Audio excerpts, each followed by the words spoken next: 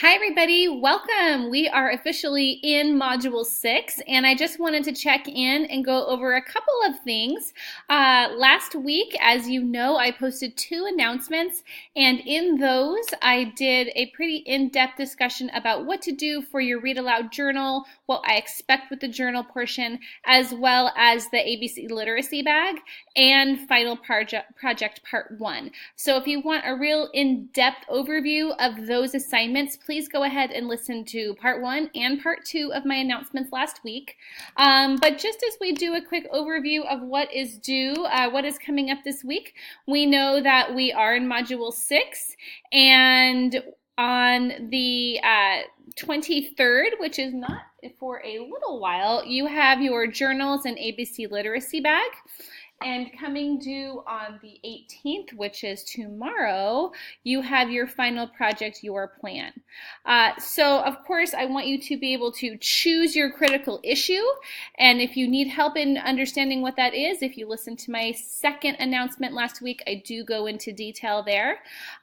Make sure that you do the research about that topic and fill out the form for Part 1. And it really does go very simply, just follow this project form where you're going to tell me your name, your critical issue, why you chose it. You will do the research portion of your issue.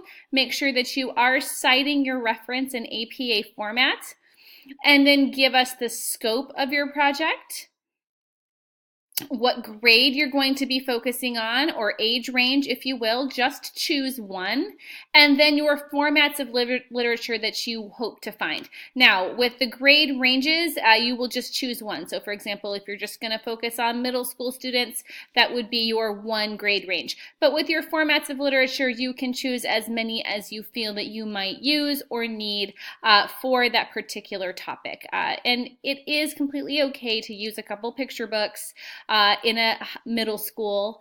The majority should be a higher content, such as a chapter book, things like that. But certainly if you want to bring picture books in to have that discussion as about your topic, that would be certainly fine. So as many formats of literature that you hope to utilize is perfectly fine.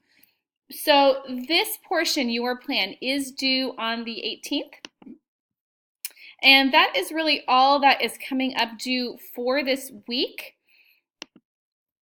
But as we look ahead, we have an author study due. Now, the author study will be due next Sunday night on the 28th. But I've had a couple people ask what's going on at the author study, so I thought I would pop in and just do a quick overview. This is going to be a poster about your favorite author. So choose your favorite author. It can be anything, any type of, any author, except Brian Selznick, because we are going to be researching him when we do our Lit Study number 4 for Hugo Cabret. So he is the one author that I'm asking that you do not spotlight. But it can be any author for any genre of book. And I had a couple people ask me, does it have to specifically be early childhood? Oh no, certainly not. Remember, in this course, we're focusing on the early childhood all the way up through high school. So any author that you really want to focus on is fine. That will go, for youth readers as well would be fine. Check out at least 5 books that your author has written. Read and review the books. Research your author. Find out if they have a website. A lot of times authors do. 9 out of 10 times an author will have his or her own website. And you can find it there when you do a quick search. Research any articles that have been written about that author, or any videos that you can find, maybe an interview about that particular author, or an article that was written about their life, or something interesting that they have going on. And just really just do the research to get to know who this person is inside and out. Once you have done all of that, you are going to create a digital poster. Piktochart is a really good one. It seems to be the one that most of you are using, and I love it. But please make sure that you are sharing that Piktochart with me. Sometimes they are set as private, and then I can't get into them, and it can be kind of an issue. So do make sure that it's not set to private, that it is with the link that I will be able to get into it. On your digital poster, as I back up real quick, if you prefer to use a Google slide or something like that, I will accept that. Just use whatever you're comfortable with, whatever's going to get the information there that's going to be visually appealing. On your slide, your poster needs to include biographical information, so about the author, 5 interesting facts about the author that you learned when you were doing your research up here. A link to the author's website with 3 features about the website. So it just needs to be one link to one main website, but then 3 particular features that the website holds. So an explanation of what you can find or do or read about or learn about on the author's website. Interview articles. You need to find 3 facts that you learned from reading the articles that you are told to do up here in your research about that author. It can be through interviews with your author, it can be through videos, it can be through any kind of article that was written. And a link to at least 2 sources that you use to gather the information. So 3 facts that you learned, as well as 2 sources. So in other words, you need to have at least 2 articles or 2 videos that you can include the link to that anybody could click on. So when I'm grading, I can click on that link and read that information or be taken to that video or to that particular article. 3 facts, 2 sources. An overview of what types of books and what age the reader for the author is associated with. So if it's typically an early childhood author, then that's fine. If it's for younger children, if it's more for middle school students or high school students, that's fine. So just whatever the age range is, you guys are pretty familiar with that with our reading commentaries. And then an overview of 5 books that you have reviewed and read. So you need to include a discussion of 5 particular books that the author has written. Include the title of the book, a quick synopsis of that particular book, the targeted audience, the format of the book, and the particular genre. This is stuff that we have done throughout our entire course, so you should be pretty familiar with that. Down here, if you would please take a look at the rubric. It's pretty self-explanatory. We've got the biographical information. If it's there, it's 5 points.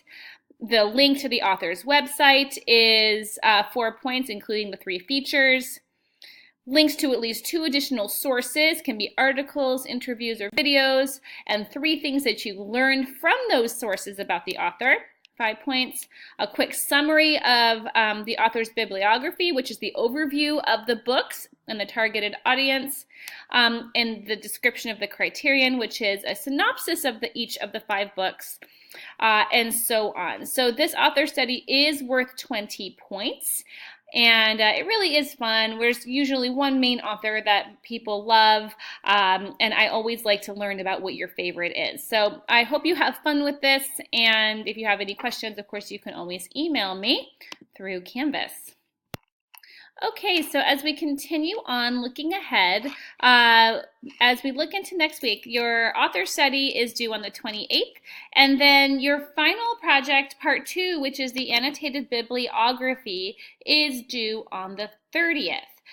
So we really are looking very far into the future, but I know that a lot of you are working hard to get things done. So I just wanted to show you very quickly part 2, annotated bibliography. You're going to be turning in your plan for your final project this week, and then your job is to start gathering up the books that you would use to teach out this critical issue for the targeted age of the students. So remember, in your final project, you were looking at, or you choose a specific age group. So again, if you're going to go with middle schoolers, ages grades K-8, then your targeted books should be specifically aimed towards those students. Again, as I mentioned, a couple picture books is fine to use because they're always, all children of all ages love picture books, but it should not be the bulk. So what you will do is once you have chosen all 10 of your books, you will use this Google form to complete your annotated bibliography. You have to fill out the form 10 specific times for each book. So all it is you include your name, the title of your critical issue. So last week I used the example of death. We could use death, we could use bullying, whatever it is. So let's just use bullying today. So you put your critical issue of bullying, and then you put the author of the particular book, illustrator, title, city it was published, publisher, and so on. Now, if your book for some reason is missing any of this information, it's okay. Just put NA because as we know, these are required answers. And then the targeted grade should coincide with the age group that you are looking to be serving. The format of the book as well as the genre. So if it is a picture book, that's fine. You could put that. If it is and then the particular genre. Oops. And then here is where you need to write a brief synopsis. This should be a longer answer. This should be in your own words, not straight from the back cover of the book. A connection to the critical issue and how you would use this book to teach that issue in the classroom. So it just should be whether it be through discussion or how you might introduce it. So this should be another long, nice paragraph answer. As well as a quick evaluation of the book. Rate it 1 through 4. 1 being, well, this book is connected to the critical issue, I would not recommend it. Or this book is connected to the critical issue and I would highly recommend it. You need to do this 10 specific times. Now, if at all possible, I really recommend doing it all 10 at once, getting all 10 of your books and just plugging away. That way, when I go in and grade, I can see all of your submissions. They all come in at once because this is going to go on a big spreadsheet. If you can't do that, that's absolutely fine. I will be able to find you. And as it says here, I do recommend completing all this information on a Word document or your own Google Doc, just so that you have it all filled out. You don't have to work within the Google form if you want to run a spell check or anything like that. So you're welcome to and encouraged to use this template here just to kind of help you keep track of everything that is required. Just delete out, obviously, this suggested material and add in your own information. If you don't choose to do that, that's fine. You won't actually submit this to me. It's only for your organization. And then finally, as you start submitting, as we get closer, you will be able to click on this spreadsheet here to view all the different bibliographies that have been turned in. So you have access to everything that has been submitted by the entire class. You will have access to all of your classmates' books as well. So if ever you do worry, oh, I'm not sure, did I submit all 10? You can always click on this spreadsheet and you will be able to find all of your submissions. Now, it's a little bit early. Obviously, nobody has submitted as of yet, which is fine.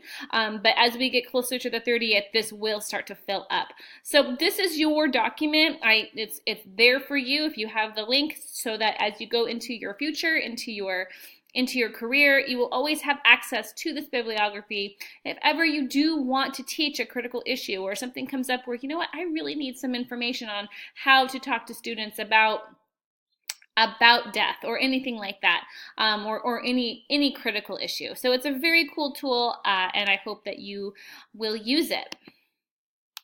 Okay, everybody, that's all I'm going to talk about for now. There is much to do, but at this time, I feel like you have plenty of time. So right now, your focus is on getting your final project plan in by Thursday, the 18th.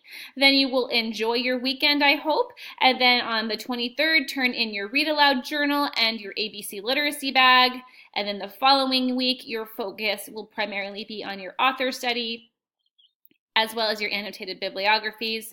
Next week, I will take a look at all of our last things that are due, our Lit Study number 4 and parts 3 and 4 and 5 of the final project. Have a wonderful weekend, everyone, and email me with any questions. Bye-bye.